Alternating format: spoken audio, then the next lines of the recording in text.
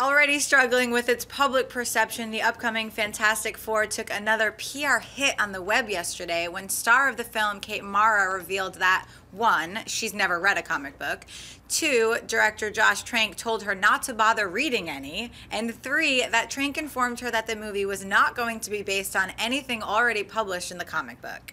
Christian, how big of a deal are Mara's comments? I feel you guys are going to disagree with me, but I think it's a very big deal. I think that this stinks. I think it stinks. And I'll tell you what. I like Josh Trank a lot. I'm a big fan. I have not been against this movie. I've been very excited for this movie. I love the casting of it. I want to see what's going to happen. I want to see a Fantastic Four movie. There's also rumors they're not going to call them the Fantastic Four. Then why make a Fantastic Four movie? Make Chronicle 2. Like, so for me, I want to see the Fantastic Four movie. I want to see the origin. And yes, read a comic book, even if it's not the storylines that are going to be in there. Learn about the character you're playing and why people have fallen in love with it. That's the whole point of the Fantastic Four, is that we want to see a movie that was, Tim Story destroyed it. He destroyed it. And so now we finally get a cool version because Trank's a great and capable director, and I want to see his vision. But to not call it Fantastic Four, the characters, this stinks. I am not bothered by these comments at all. And there's a couple of reasons. One, I don't buy the rumor that they're not going to call them the Fantastic Four. But getting back to this, I mean, there have been a lot of characters. I mean, even look at the dude who played Dumbledore, whose name is escaping me right now. Even he said, never read the books, didn't want to read the books. Even when I got the role, didn't want to read the books because I didn't want my interpretation of the character to interfere with the director's vision of it was. So I get that. I mean, Michael Fassbender, we know, has never played Assassin's Creed, and yet we're all excited that he's doing that. Look, this movie, I've said this from the beginning, could end up being a giant pile of human waste, right? I mean, just awful. It could be terrible. But, and I'm not all for, I've very publicly, I've been against the whole idea of the Fantastic Four babies as opposed to a more seasoned group. But that being said, Kimber just gave us X-Men, which was amazing, incredible. I love Josh Trank. I really like all this cast. And so I really don't have a problem with it. And the biggest argument to me about why I don't have a problem with this in particular is, tell me which issue of Batman Christopher Nolan's The Dark Knight was based on. None. It was a story he created for the movie, for the screen. And so really in that context, what Mara is saying is really rather harmless.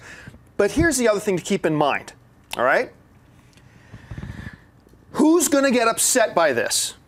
These legions of people who pseudo-claim to be avid fans of Fantastic Four and read it every single month?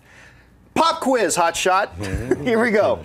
Is Fantastic Four, I'm going to assume you guys haven't looked this up, and I cheated, I looked it up.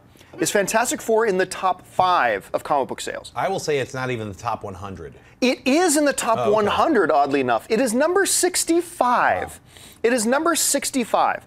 33,000 people bought it, which means more people watch AMC Movie Talk than read the Fantastic Four. Put that in perspective for a second, right?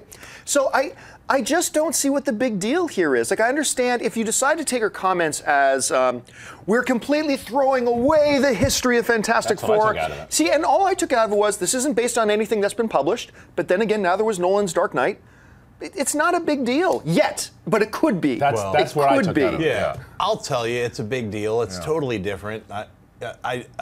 Maybe I know that it's totally different, but I'm also confident with Josh Trank's direction of it, and I think it's going to be a really cool film. It's definitely going to be better than both of the first 2 Fantastic Four movies combined with the Corman one. So it's like, it's going to be, but it's going to be a different origin, and it doesn't bother me when an actor or actress says that I didn't read the source material, I didn't see the play, or I didn't read the comic, or I didn't read the book. It doesn't bother me that much, and that her further comments, if you read the whole article, she's talking about, I'm just going to play it really naturally, and the whole film has a different take. It's not goofy, it's not a farce, it's not like, hey, what's happening? Just stumbling, tripping with their face in a pie, or it's not jokey. It's deadly serious. It's got that same vibe that Chronicle had. So I'm really cautiously optimistic about really digging it. Everything I've heard about it so far, even though originally when I heard about it, I hated it because the origin is not the same. Everything is different.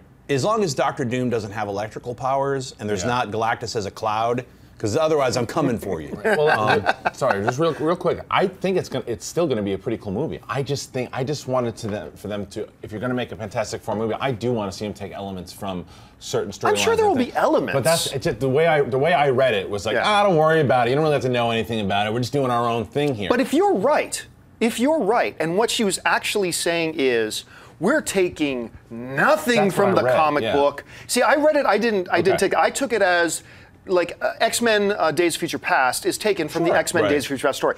I took it as her saying like there's none of that type of connection. There's I'm okay no with direct that. thing. I'm okay with that. But I am equally as upset if your interpretation is right. Well, it also depends on how you hear her saying, I don't read comics. Or she's like, I just haven't read a comic. So Mara, read some comics. I'll send them to you. I'll teach you which good comics you should read. But, you know, honestly, a lot of people have gone through their entire life, like, never read a comic. I mean, it's not like they hate on him. It does have Koba as Dr. Doom, so I'm for that. Oh, and she did say, look, I haven't read a comic, but I'm a big fan of comic book movies. Right. Yeah. Hopefully not the Tim Story ones. All right. Okay, folks, we've reached that part of the show for buy or sell. Here's how this works. In front of her, Chris Lee's got a few other items in the world of movie news. She's going to run them down. And then Schnepp, Christian, me, and all of you at home are going to say whether we buy it or sell. But before we get to the first buy and sell, I should mention this because a lot of people are running this in the Twitter stream, and we kind of talked about this behind things.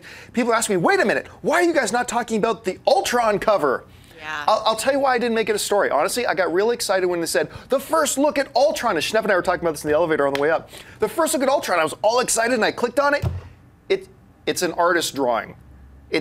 I thought it was actually a picture from the set, and we were going to see Robert Downey Jr. in his Iron Man outfit. We're going to see, Thor there, and whatever, and the actual physical Ultron standing there. It's a drawing. I'm like, so I was not impressed yet. It's a pretty good Photoshop job. It's a great piece of art. Yeah. I think it looks cool. I looked at it and I went, cool. And I went up thinking about what I was thinking about before. It's like, oh yeah, cool picture. Cool. Okay. Ultron looks cool. It looks and cool. then John noticed, because I was like, I don't know if that's going to be Ultron. I think he's going to look like some kind of Spader Tron thing. And John was like, well, look, he's got red eyes, and then all the ones in the back have the blue eyes, so those are his minions. So I was like, all right, then that must be Ultron. It's just a prep to get you ready for a big announcement that's coming up. Because once Comic-Con hits, everyone's going to start hearing about. They're going to drop so much stuff at Comic-Con. Big stuff. So it's just to like, hey, get ready. That's all that picture was. You know what I heard a little whisper of? Little whisper.